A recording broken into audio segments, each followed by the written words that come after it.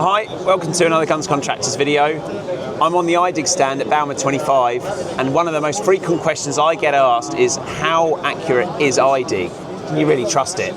And I just wanted to show you in the quick basic way that we can here just how good it can be and how much you can try and confuse it, but iDig still keeps a touch on your bucket and where it's at in live time.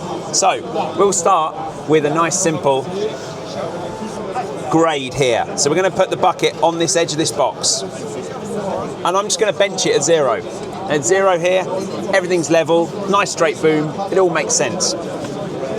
Now this machine has a tilt bucket. So what we can do is we can crank the bucket over. You can see that it automatically snaps to the lowest point, so I'm not taking too much beyond grade. I can then put my bucket back on. Zero. Not bad. But let's really confuse it, because now with this Connect system, we can be fully agile and swing the boom, and iDig will know where you are in real time, even with the boom offset. New feature for 2D Connect. Hold her on the edge within 10 centimeters, 1 centimeter. Within 1 centimeter, that's not bad.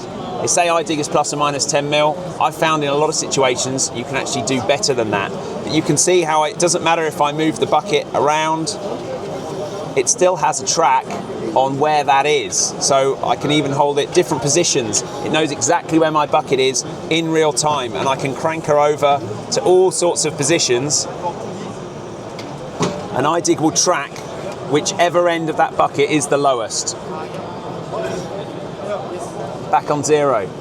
I don't think that's bad. So if you can grade that well with the sort of stone that we grade to and the machines that we use, I think it's perfectly accurate enough for us. Yeah, it's been great for my business. Anyway, it's time to go to work. Catch you in the next one.